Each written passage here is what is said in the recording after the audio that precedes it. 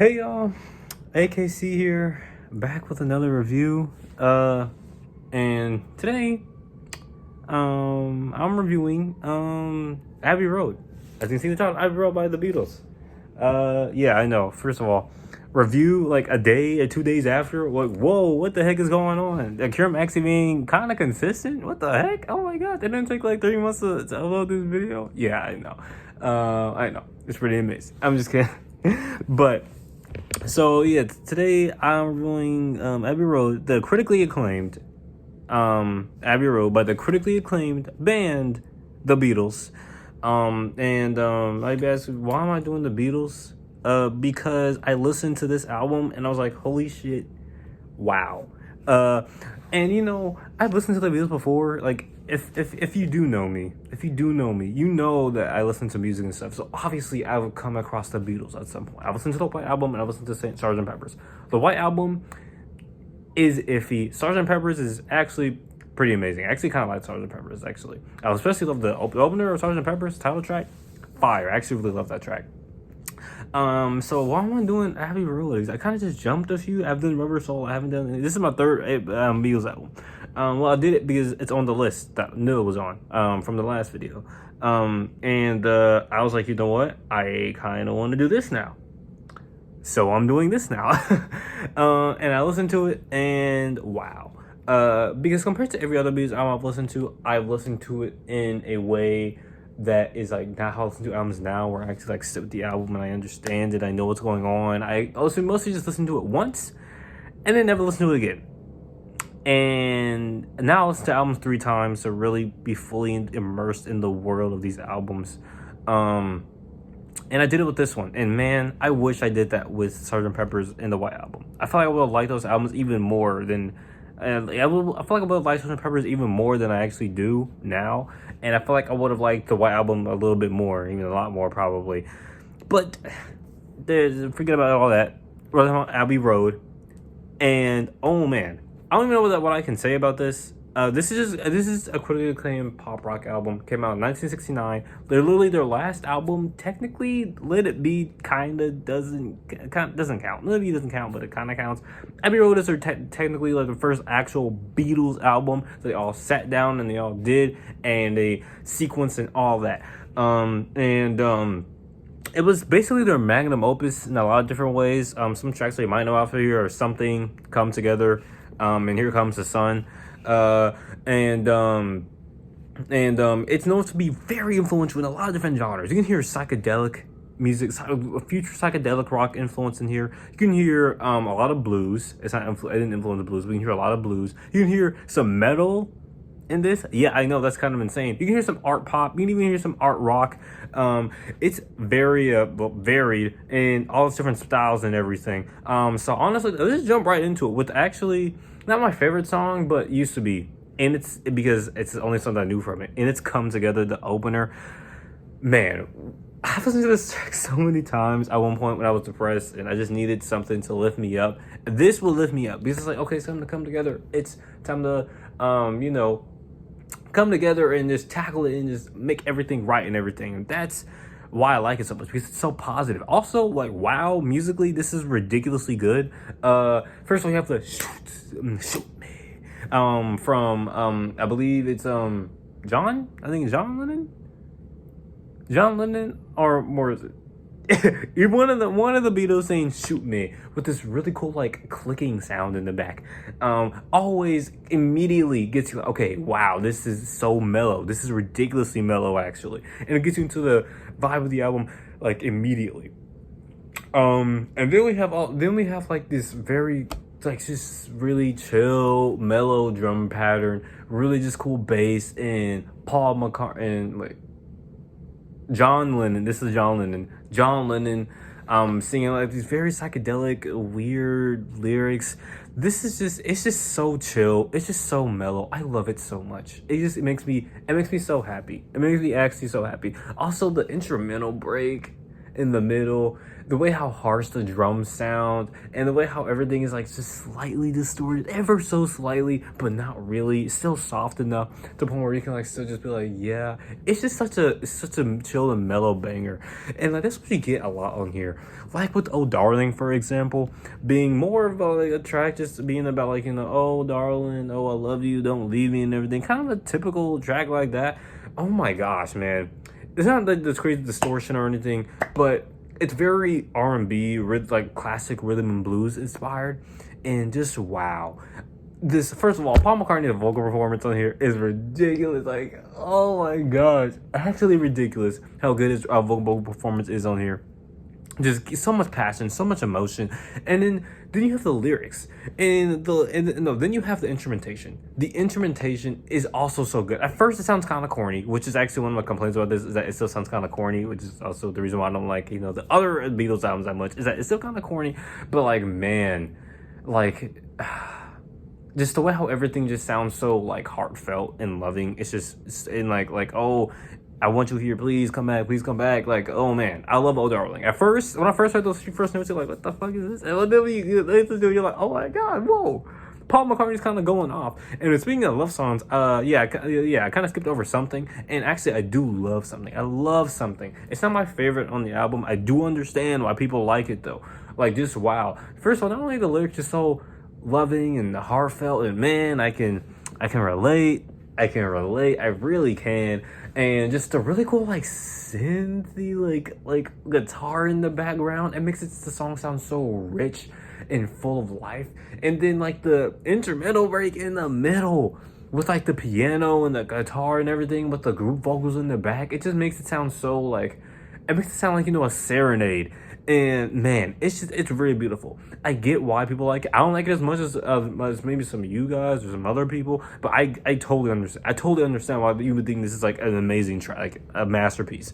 And it's one of the best love songs I have heard. But moving on, let's go to Octopus's Garden, which is just like a children's song. And you think like, okay, yeah, but like, why is this actually one of the best tracks on the album? This is actually so good. And I think it's just because, like, first of all, the drum beat is so good.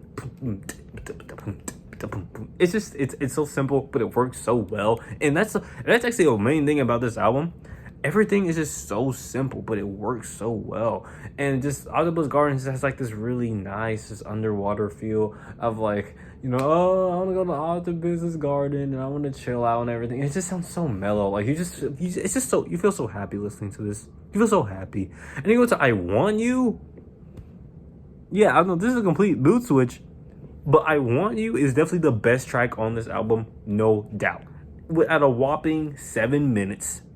It's a hard rock, heavy psych, tradition, the doom metal sounding love track. I don't know. It's a kind of repetitive, but that doesn't matter because the way how the song is structured makes the repetitiveness not even be that bad of a thing. And it's the thing I like about this is that even when it does repeat the same melodies, like dun dun dun dun dun dun dun dun dun dun dun, it's after when they say she's so, and then they have the instrumental playing, and then they say heavy. There's this one part in the song. This is like, give me something about it. This is one part of the song where they go, she's so, and then they're gonna say heavy, but no, they don't say heavy, and they just keep going and keep going. The instrumental keep going, and it gets heavier and heavier and heavier as the song goes on, and more distortion just gets onto the song. And it's like, what the heck? This is just metal, and it is just metal. It literally is just metal. But man, it's so good. It is so good. I did not think I was gonna like this track that much. I knew it was gonna be heavy metal because I just heard it was gonna be heavy metal, but it's so good. It's so good. The melodies are just, again, everything is just so rich. Despite how heavy it is, it's so rich. It's so clear. The production on this is so clear. And it's amazing. And one of the best mood switches that I've ever heard in music, almost like how All Right goes into You. Crazy comparison, but almost like how All Right goes into You on To Pimp a Butterfly. I Want You. This heavy as hell track, 7-minute track, goes into Here Comes the Sun. Super light and cheery and like, hey, everything's gonna be okay. And it's like kind of a direct contrast to I Want You, even though if I Want You is technically not even like a dark track. It's just instrumentally it's dark, but for real, it's kind of just like, hey, I want you, girl. You know what I mean?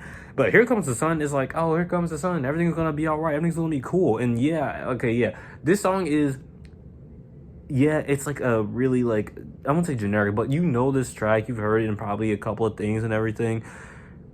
But it's actually a lot more than that. Yeah, sure, it has like the the acoustic guitar rock type of strumming, and it's that type of song.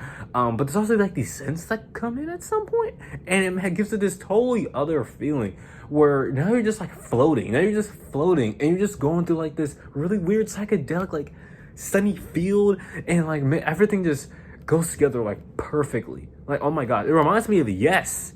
I'm gonna guess Yes probably got some inspiration from Here Comes the Sun. If you hear songs like on what was it, Fragile, it sounds like something from Here Comes the Sun. And yeah, that's kind of the end of I would say the first side, even though Here Comes the Sun is on B1. It's kind of the end of the first side.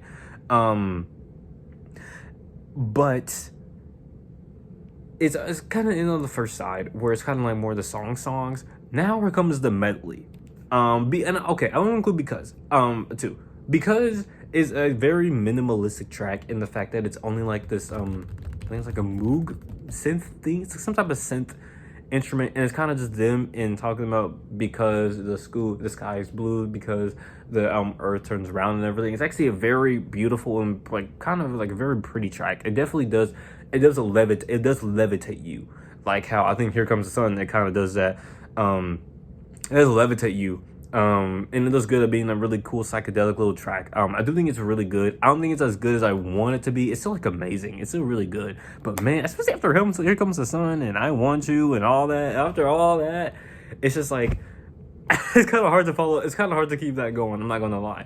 But it's cool. And You Never Give Me Your Money, I think I'm kind of mixed on. I do really like it. I do like it lyrically more than instrumentally. I think instrumentally it's all right. It's a cool little piano ballad, and I do think the middle, like the first like section where it's like the weird music hall stuff is. I could kind of, I won't say I could do without it, but it's kind of, again, it's kind of corny. It's kind of corny, but man, like it's just again really fun instrumentally, but like lyrically just talking about the relationship between the band's turmoil and the turmoils and everything, and it is really nice. It's a really good track. It's a really good track of the band kind of introspecting on the past and how far their band has come and the conflicts in their band. It is really nice for that, and I like it more for that than instrumentally, but it is really good. Then we go into Sun King, which I really love too, where it has like this really, so again, it levitates you, that's actually kind of going to be I don't want to say a theme, but there's another track that also does this. Is also one of my favorites on the album. But this one levitates you again, with kind of like the synth, the synths and the acoustic guitars and everything. It sounds very pretty. Talking about the Sun King and everything. A lot of good imagery. This sounds like it would be playing at like a sunrise actually, and it sounds really good. Like it just sounds really good. It sounds really fresh.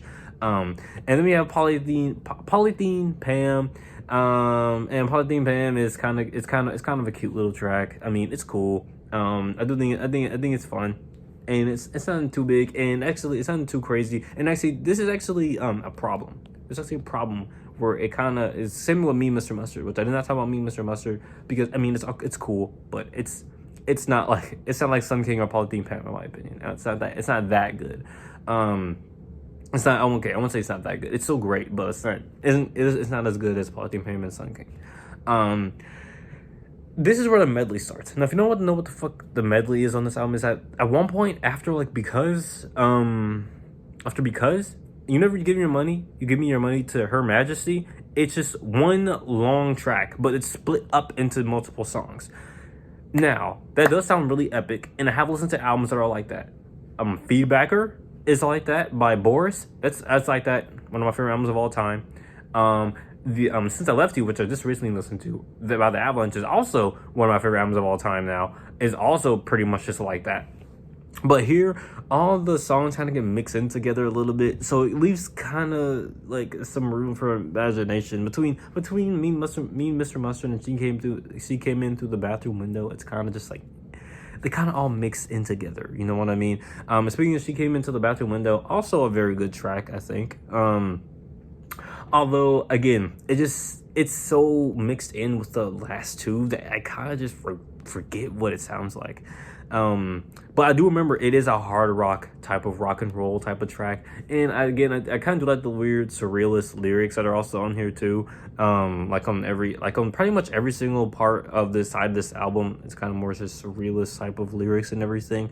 And it is really cool, but again, it has that problem. But you know, the next three tracks do not have that problem at all, because then you go into Golden Slumbers, it's kind of like a lullaby-ish type of slow, like calm track, especially after she came into the bathroom window, kind of talking about, you know, hey, I can see let me sing you a lullaby, kind of seeing golden slumbers in your eyes. First of all, extremely poetic. Actually comes from I think like a old poem or something, Victorian poem or something like that. And wow, extremely good poetry, and also extremely good instrumentation. Like, these instruments in this song sound like the title. They sound golden. They sound really lush and dreamlike and everything. And man, like, every time I listen to it, like on the album, I'm like, oh, it's just, again, levitation. It lives you into the air by how good it, and like how, like, you know, psychedelic it is and everything. And then Carry That Weight has Carry That Weight, which I watched a recent classic review from Andy Ventano, and it's so funny how Golden Summers are going to Carry That Weight, where Golden Summers is so calm and everything, and then it just goes into Carry That Weight. It goes like, you're going to carry that weight for a long time. Oh, by the way, this is definitely one of the best tracks on the album. Don't let that get you. It is very good. It's also like kind of like more like a hard rockish type song. I also do think that this kind of harks back to the relationship and the inner turmoil that was in the band at this point in time. And I came up before this album. And because it used the same like kind of melody as You Never Give Me Your Money. And it's just really good. Again, just really good, really good playing and everything. And the end, also just a really good ending. I love the hard rock, almost psychedelic-ish kind of distortion on the guitars in this track. Very good ending to a very good album, which is not even the end. It's just the end of the medley, which, yeah, all of that was just one track, and it does have a lot of personality. It has a lot of personality. It has a lot of variation and everything, but I do think it does, again, I think it makes the album drag. But I don't just make an album drag, but it makes some of the best songs on the album kind of like blend in with other songs, which I just don't really like. I don't like that, because I hear the end, I hear Carry That Way, I hear Golden Slumbers, and I hear like even Sun King, and I'm like, yo, these are all like amazing tracks. I'm listening to this, but then immediately after, it's like, you know what I mean? But that is not the track that they're all just very good. They're all very good. Then we go to Her Majesty, which is kind of just a quick little 23 second, like, you know, little like folk little track. And it's just a really sweet kind of like silly ending to the album, which I think it's good. I don't think it's amazing, right? It's not like it's only 20 seconds. It's not like incredible or just mind blowing, but like it's just a really nice and calming way to end off this amazing album. Amazing album, actually. Yeah. I'm a believer.